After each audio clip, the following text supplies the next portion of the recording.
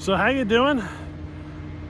Pay no mind to that attention or that noise behind me. That's the farmer down here doing some work. But today we're gonna run the Echo 4910, and that's because I've been having some trouble with it. Not the kind of trouble you think. See, this saw I've had it for 2 years now. This saw has been built by Charlie Briscoe, and it's one of the spicier ones that he's done. I've had trouble with chain on it. The 325 chain on a 7-pin, it was never quite enough chain for this saw. And if you try to go deeper on the rakers or anything like that to help, just get the chain to eat wood a little better or whatever, it would just get full of so much chatter that it wasn't a pleasure to run. So today we're going to run it with, it's going to be the same chain, but we're going to change kind of the setup here. So we're going to start out running the chain on a 7-pin. We're going to make some cuts, and then we're going to swap it out to an 8-pin, and we're going to hand file a square shape to it. So we're going to do a hand square file chain on this. It's going to be the same chain. We're just going to change the sprocket and do the hand file, and then you're going to get to see kind of a before and after. Oh, there's Jakey. Say hi, Jakey. There he is. But yeah, you're going to get to see kind of a before and after all this chain sharpening and the sprocket swap and all that stuff. And you'll get to see how much better the saw behaves as the chain, starts getting a little more appropriate for the saw. Because sometimes you just got to dial your chain in for the saw. These ported saws, especially as you get them spicier and spicier, it can be a challenge sometime to get the chain sprocket combination, everything just right. So that's been kind of one of my things with this saw, and it's going to be the first time I put it on a hand file.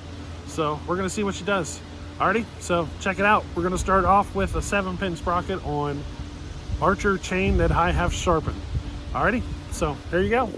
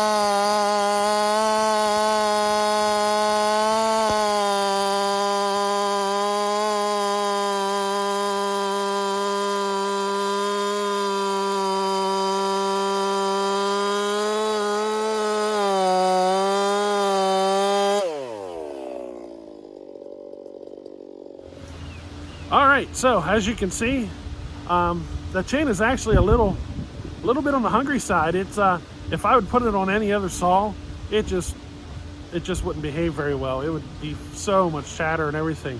And on this saw, it's just not quite enough. It's like it almost feels like you're running a dull chain. And I can tell you that chain was freshly sharpened. So you know what I mean. It just wasn't quite enough. So what we're going to do here is we're going to put an 8-pin on it, put the hand square file on it, and run it again. Now this did take a couple of days, so this cutting you're seeing, there's a couple of days span here between these, probably 3 or 4 days. So you might see some changes there, but yeah, we're going to be trying it out again here. Alrighty, check it out.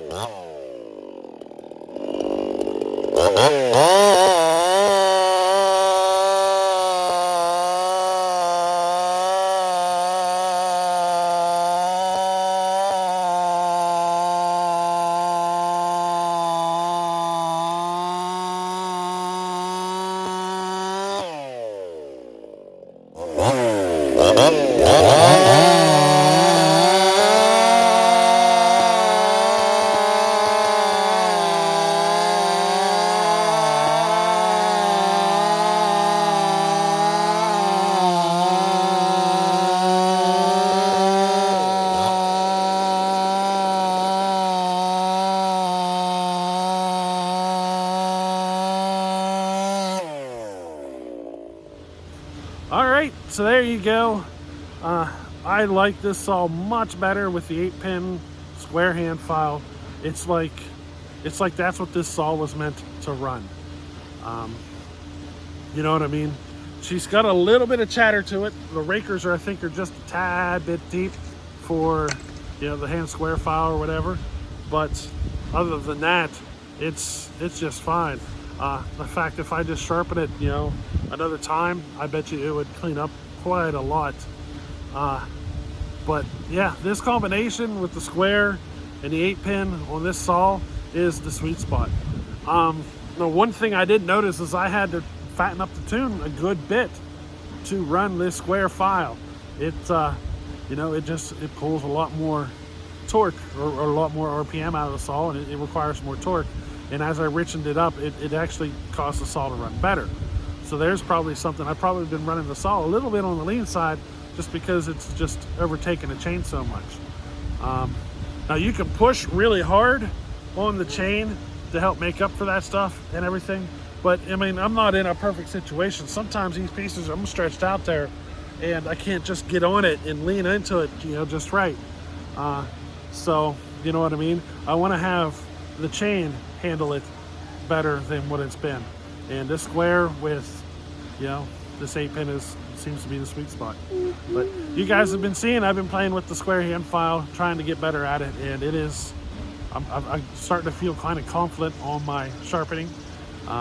So we got more coming on that. We got a bunch of stuff coming, and we're going to be showing you some cool things and doing a little racing, a little comparing, I should say.